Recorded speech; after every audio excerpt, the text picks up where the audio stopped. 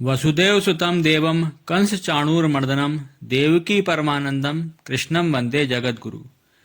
जय श्री राधे मित्रों, आप सबका आपके अपने चैनल पर हार्दिक स्वागत है। पंचांग के अनुसार माघ माह शुक्ल पक्ष की एकादशी तिथि के दिन आने वाली एकादशी को जया एकादशी के नाम से जाना जाता है। एकादशी का व्रत भगवान श्री हरि विष्णु जी को परम प्रिय है। धर्म ग्रंथों व पुराणों के अनुसार एकादशी व्रत का विधिवत पालन करने से भगवान श्री हरि विष्णु जी की कृपा प्राप्त होती है तथा इस जन्म व पूर्व जन्मों के पापों से मुक्ति मिलती है। पुराणों के अनुसार हर व्यक्ति को इस जन्म व पूर्व जन्मों में किए गए अच्छे और बुरे कर्मों के परिणाम स्वरूप फल प्राप्त होता है।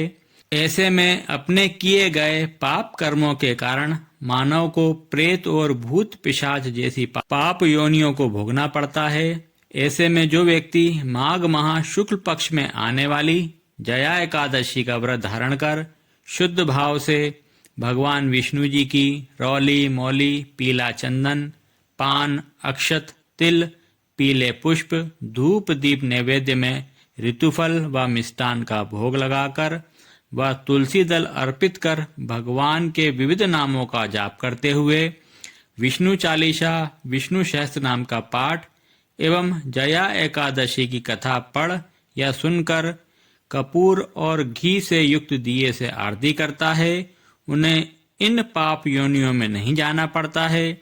इस प्रकार नियम पूर्वक किए गए जया एकादशी व्रत के प्रभाव से उन्हें कष्टकारी पिशाच योनियों से मुक्ति मिल जाती है। सभी भौतिक और आध्यात्मिक सुखों की प्राप्ति के साथ अंत समय में श्री हरिधाम वैकुंठ की प्राप्ति होती है। एकादशी व्रत में एकादशी कथा का श्रवण अवश्य ही करना चाहिए। भूत प्रेत पिशाच योनियों से मुक्ति प्रदान करने वाली जया एकादशी की पुण्यमयी कथा इस प्रकार है। एक बार युधिष्ठिर महाराज ने भगवान श्री कृष्ण से पूछा, हे जगत के नाथ परम पिता, आप पूर्ण पुरुषोत्तम परमेश्वर और सभी कारणों के कारण भी हैं। आपने मुझ पर कृपा करते हुए षट तिला एकादशी का महात्म्य भली भांति बताया है। अब हे दीनानाथ, हे परम कृपालु, कृपया मुझे माघ माह के शुक्ल पक्ष में आने वाली एकादशी के विषय में विस्तार पूर्वक बताइए। इस एकादशी का नाम क्या है? इस व्रत के पालन करने से किस फल की प्राप्ति होती है? फिर भगवान श्री कृष्ण मंद मंद मुस्कुराते हुए कहने लगे, हे युधिष्ठिर, माघ माह के शुक्ल पक्ष में आने वाली एकादशी को जया एकादशी के नाम से जाना जाता है। इस एकादशी का व्रत धारण करने से मनुष्य भूत प्रेत पिशाच आदि योनियों से छूट जाता है। अतः इस एकादशी के उपवास को विधि अनुसार करना चाहिए। अब मैं तुमसे जया एकादशी के व्रत की कथा कहता हूँ, ध्यान पूर्वक श्रवण करो। एक बार देवताओं के राजा इंद्र नंदन वन में भ्रमण कर रहे थे। चारों तरफ किसी उत्सव का सा माहौल था। गांधर्व गा रहे थे और गंधर्व कन्याएं नृत्य कर रही थीं।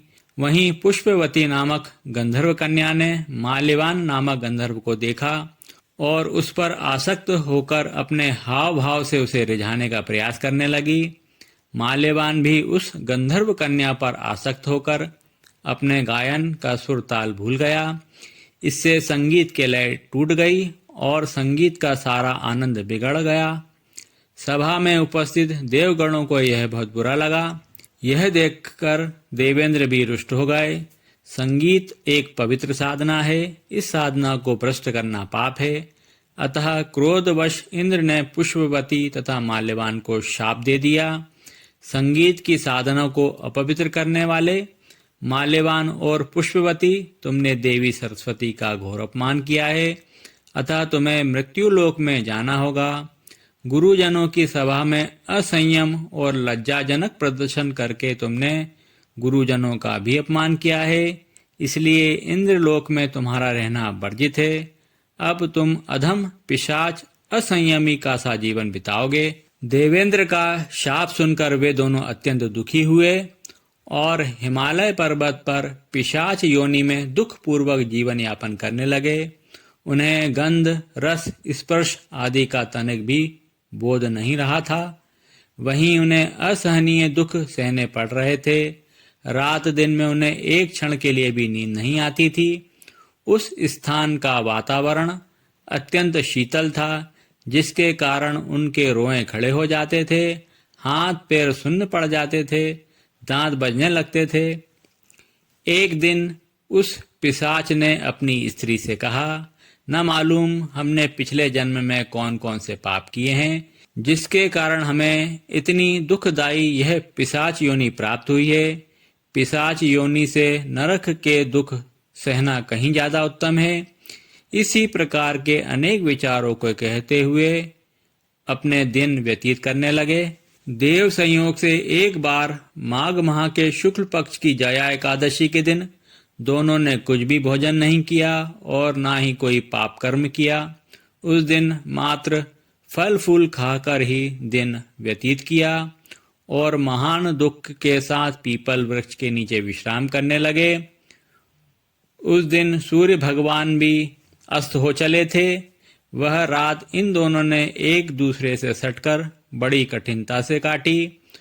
दूसरे दिन प्रातः काल होते ही प्रभु की कृपा से इनकी पिशाच योनि से मुक्ति हो गई और पुनः अपनी अत्यंत सुंदर अप्सरा और गंधर्व की देह धारण करके तथा सुंदर वस्त्रों तथा आभूषणों से अलंकृत होकर दोनों स्वर्ग को चले गए। उस समय आकाश में देवगण तथा गंधर्व इनकी स्तुति करने लगे। इन दोनों ने देवेंद्र को दंडवत किया। देवेंद्र को भी उन्हें उनके रूप में देखकर महान विस्मय हुआ और उन्होंने पूछा, तुम्हें पिशाच योनि से किस प्रकार मुक्ति मिली? उसका पूरा वृतांत मुझे सुनाओ। देवेंद्र की बात सुनकर माल्यवान ने कहा, हे देवताओं के राजा इंद्र, श्री हरि की कृपा तथा जया एकादशी व्रत के पुण्य से हमें पिशाच योनि से मुक्ति मिली है। इंद्र ने कहा, हे माल्यवान, एकादशी व्रत करने से तथा भगवान श्री हरि की कृपा से तुम लोग पिशाच योनि को छोड़कर पवित्र हो गए हो, इसलिए हम लोगों के लिए भी वंदनीय हो गए हो, क्योंकि शिव तथा विष्णु भक्त हम देवताओं के वंदना करने योग्य हैं। अतः आप दोनों धन्य हैं। अब आप प्रसन्नता पूर्वक देवलोक में निवास कर सकते हैं। फिर भगवान ने कहा, हे युधिष्ठिर, इस जया एकादशी के उपवास से कुयोनि से सहज ही मुक्ति मिल जाती है। जो मनुष्य इस एकादशी का व्रत कर लेता है उसने मानो सभी तप यज्ञ दान कर लिए हैं। जो मनुष्य श्रद्धा पूर्वक जया एकादशी का व्रत करते हैं वे अवश्य ही सहस्त्र वर्ष तक स्वर्ग में वास करते हैं। अपने पाप कर्मों से मुक्ति पाने हेतु जया एकादशी कथा को अवश्य ही पढ़ना या सुनना चाहिए।